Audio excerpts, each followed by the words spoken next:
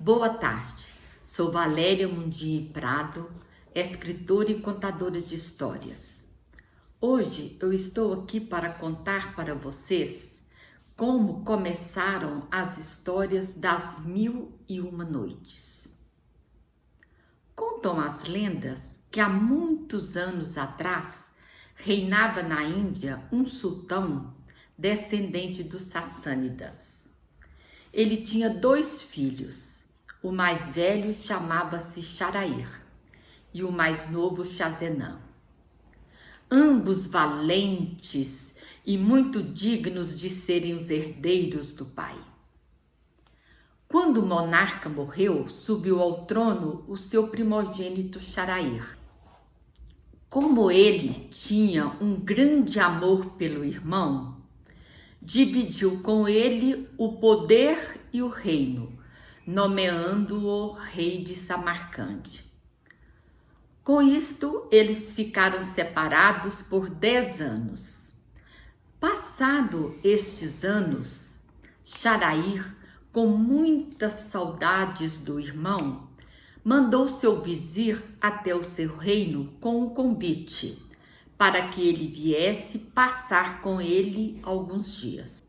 Shazenã ficou todo satisfeito e começou os preparativos da viagem.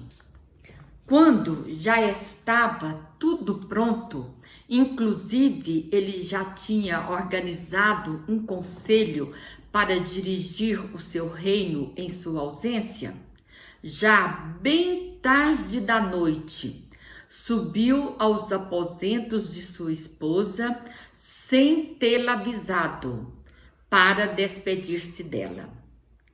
Ao entrar em seus aposentos, foi surpreendido por uma cena. Ele viu sua esposa deitada na cama com um de seus escravos. Aquilo machucou muito seu coração, além de ter deixado-o muito irritado. Ele, sem pensar, puxou a espada e matou sua esposa e o amante. Depois seguiu viagem. Durante a viagem, ele estava muito triste, pois aquela cena não saía de sua cabeça. Ao chegar ao reino de Sharair, foi recebido com muito amor e carinho. Sharair deu-lhe um grande abraço, mas percebeu em seus olhos que havia uma grande tristeza. Para descontrair o irmão, Sharair programou muitas festas, muitos jantares, passeios, inúmeras caçadas, mas nada fazia Shazenã dar um sorriso. Certo dia, Sharair preparou uma longa caçada. Convidou seu irmão, mas ele disse: "Irmão, hoje eu estou tão cansado, eu não estou passando bem, prefiro repousar." "Tudo bem, mas repouse bastante, porque logo trarei fazões para sua ceia." Sharair saiu para a caçada e Shazenã subiu para os seus aposentos. Sentou-se à janela para apanhar um ar puro e ficou ali olhando aquele lindo jardim que chegava até a sua janela. De repente, ele viu que a porta secreta do palácio se abriu. Dela saíram 10 escravos e 10 escravas, dentre elas a sua cunhada. Aquilo deixou-o muito surpreso. Ele ficou observando, viu quando todos foram para o centro do jardim. Lá se despiram e, em casais, cada um foi para um canto do jardim. Sua cunhada foi para o canto mais secreto. Tudo deixou Chezanã muito surpreso, mas ele percebeu que a sua desgraça era tão comum quanto as outras, e isto acalmou seu coração. Quando seu irmão chegou, ele contou tudo para ele. Charair não acreditou e disse: irmão, só acreditarei quando eu ver com os meus próprios olhos. Aconselhado pelo irmão, programou uma outra caçada, mas desta vez ele voltou secretamente para o palácio, subiu até os aposentos de seu irmão, sentou-se à janela e ficou ali observando. Minutos depois, ele viu que a porta secreta do palácio se abria. Dela saíram os 10 escravos, as 10 escravas, entre elas a sua esposa. Ele viu quando todos foram para o centro do jardim e tudo aconteceu como seu irmão havia lhe contado. Aquela cena feriu seu coração demasiadamente. E ele ficou também com muita raiva. Saiu dali e mandou matar sua esposa e seu amante. Depois voltou aos aposentos de seu irmão e disse-lhe: não existem mais felicidades e obediências nesse mundo, sobre essa terra, meu irmão. Também ele propôs uma coisa. Propôs ao irmão que os dois saíssem para terras distantes, desconhecidas, e vivessem como pessoas simples. Para isso, eles teriam que renunciar os seus reinos, as suas riquezas e as suas pompas.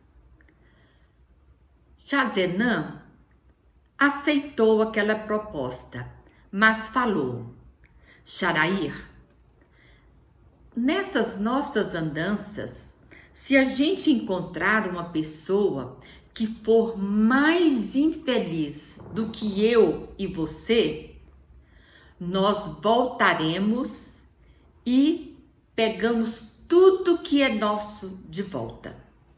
Combinado? Sim, combinado. E os dois saíram do palácio e começaram a andar. Andaram, até que chegaram em um grande bosque, próximo ao mar. Lá sentaram-se debaixo de uma grande árvore para descansarem. Mal tinham acabado de sentar, ouviram um grande estrondo vindo das águas do mar. Apavorados, eles olharam, perceberam que as águas do mar se abriram e delas saiu uma grande fumaça negra que parecia subir até o céu. Apavorados, os dois subiram para o alto da árvore e se esconderam entre seus galhos. De lá, observando tudo, viram que, na verdade, era um gênio, um daqueles gênios maléficos que não gostavam de homens.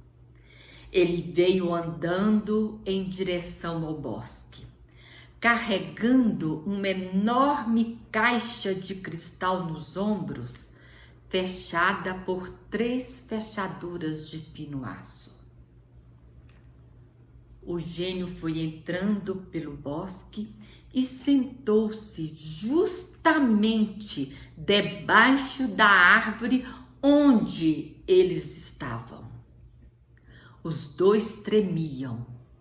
Viram quando o gênio tirou aquela imensa caixa de cristal dos ombros, colocou-a do seu lado, abriu e dela saiu a mais bela jovem, ricamente vestida. Eles ouviram quando aquele gênio disse: mulher de extraordinária beleza, a quem roubei no dia mesmo de suas bodas e que tenho amado com paixão, permitas que eu descanse um pouco ao seu lado? A jovem, sorrindo, olhou para um lado, olhou para o outro, olhou para cima e viu os dois príncipes no alto da árvore. Fez sinal para que eles descessem. Eles desceram sem saber o que ia acontecer. Ela se levantou, pegou nas mãos daqueles dois príncipes e saíram para o bosque adentro. Andaram, até que ela encontrou um lugar onde ela se sentia bem segura. Lá, ela pediu para eles uma coisa que eles não puderam recusar. Depois de satisfeito todos os seus desejos, ela pediu para eles também o anel que cada um trazia na mão. Eles entregaram os anéis. Ela colocou junto aos outros 98 que ela tinha escondido dentro da blusa e perguntou: vocês sabem o que significam estes anéis?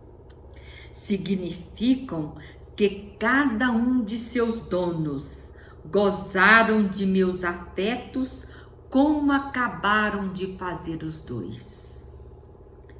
Digo que uma centena de amantes tive até agora, apesar da vigilância constante daquele monstro, que não se separa de mim um minuto em sua vida e me traz trancada dentro daquela caixa de cristal. Nada adianta, eu sempre encontro uma maneira de traí-lo. Os dois ouviram e nada disseram. Ela olhou para eles e disse: vão embora, vão, corram, andam rápido. Os dois saíram apavorados, correram pelo bosque afora, à procura de um caminho que os deixasse seguros.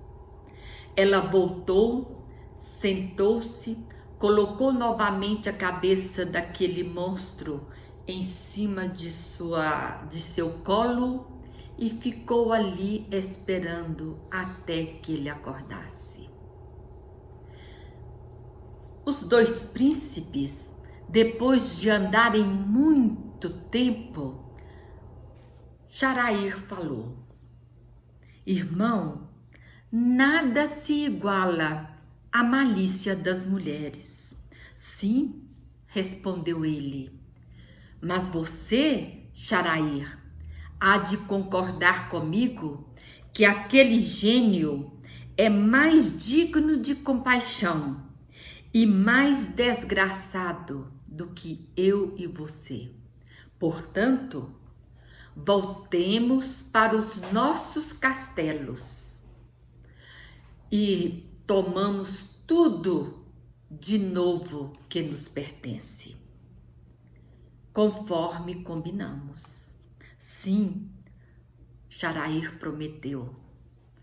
E Charair também falou: olha, irmão, depois que tudo vimos, ouvimos e participamos, eu descobri uma maneira de curar aquela minha dor.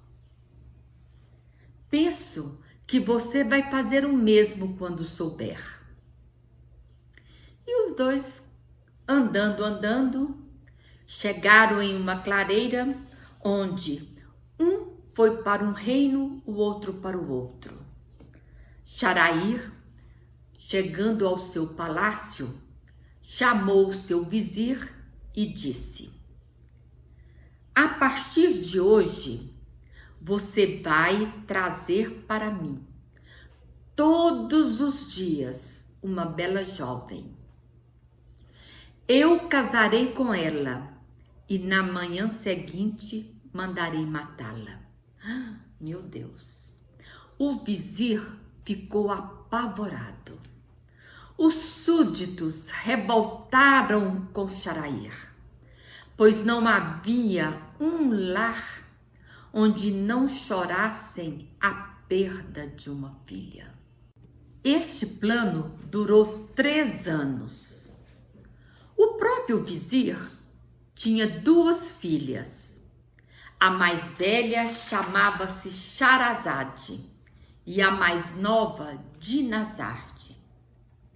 Sharazade era linda, inteligente, culta e tinha uma memória prodigiosa. Dinazarde era também muito linda. Um dia, Sharazade disse para o seu pai: meu pai, peço que me concedas um favor. Olha, filha, se tiver ao meu alcance, farei. Eu quero que o Senhor me apresente ao sultão para eu ser sua esposa. Você está maluca? Então não sabe que o sultão manda matar todas as suas esposas no dia seguinte ao casamento? E eu que terei de matá-las? Sharazade, como posso matar a minha própria filha? Pensa um pouco, minha filha. Desista dessa loucura. Você está indo para o sacrifício? Sharazade não desistia daquele seu desejo e falou: pai, se o Senhor não me levar, eu mesma irei me apresentar ao sultão. O pai percebeu que a filha não desistia daquela sua loucura e disse tristemente: vá, minha filha, vista-se como uma noiva, que eu a levarei para o sultão. Sharazade tinha um plano e ela tinha certeza que ia dar certo. Antes de sair, ela segredou a sua irmã Dinazarde: irmã, estou indo agora mesmo com meu pai para apresentar-me ao sultão e ser sua esposa. Mas vou pedir a ele para mandar buscá-la. Direi que estou com muitas saudades de você e quero despedir novamente. Assim que você chegar ao palácio, você terá que me pedir para que eu conte uma história, aquelas belas histórias que eu sei muito bem. Dinazarde concordou com o plano da irmã e prometeu fazer tudo conforme ela disse. Sharazade despediu-se dela, saiu com o pai para o palácio, onde foi entregue ao sultão como esposa. Quando o sultão pediu que ela tirasse o véu, ele ficou impressionado com a sua beleza.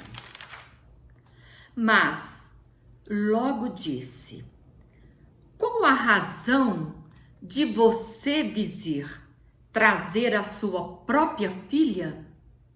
Ele tristemente respondeu: é desejo dela, sultão, ser sua esposa. Tudo bem, mas você sabe que amanhã de manhã você terá que matá-la.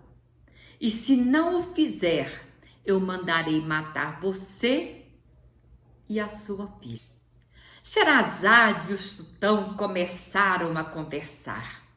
Conversaram bastante e ele percebeu que Sherazade era muito inteligente, muito culta. Depois, Sherazade começou a chorar. Ai, ai, ai, ai. Ele quis saber a razão e perguntou: qual a razão disso tudo? Por que tanto choro? Eu quero saber o porquê. Sherazade então respondeu: sultão, eu tenho uma irmã que eu gosto muito dela. E eu gostaria de despedir dela novamente. O sultão mandou buscá-la. Dinazarde chegou, sentou-se aos pés da noiva. E os três ali começaram a conversar. Conversaram longamente, depois jantaram.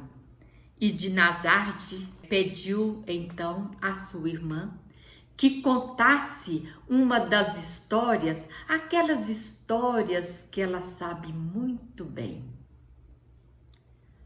Sherazade olhou para o sultão, pedindo a sua permissão. O sultão disse: pode contar, Sherazade, eu também gosto muito de ouvir histórias. Sherazade começou a contar a mais linda lenda e foi contando e a noite foi passando. Ao amanhecer, ainda não tinha terminado e olhou para o sultão e disse: a melhor parte ainda está para vir. Se o Senhor me permitir, contarei o final na próxima noite. Tudo bem, Sherazade, estou gostando muito de sua história. Não mandarei matá-la hoje, temos muito tempo. Saiu dali, sem dar ordens ao vizir de matar a própria filha. O vizir, que havia passado a noite toda sem dormir, muito preocupado, não entendeu foi nada. E Sharair andou pelo reino o dia todo, resolvendo seus problemas.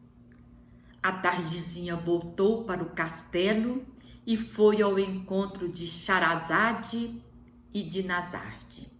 Lá os três começaram a conversar, jantaram e depois Dinazarde disse à sua irmã: irmã, termine a história que você começou a noite passada? Sim, conte, Sherazade. Estou ansioso para saber o seu fim, disse o sultão. E Sherazade começou a contar a história e terminou antes do amanhecer, mas muito esperta. Começou outra imediatamente, mais interessante, e foi contando e o dia amanheceu. Quando o dia amanheceu, ela olhou para o sultão e falou novamente: a melhor parte ainda está para vir. Se me permitir, contarei na próxima noite. E o sultão permitiu. E assim fez, noite após noites.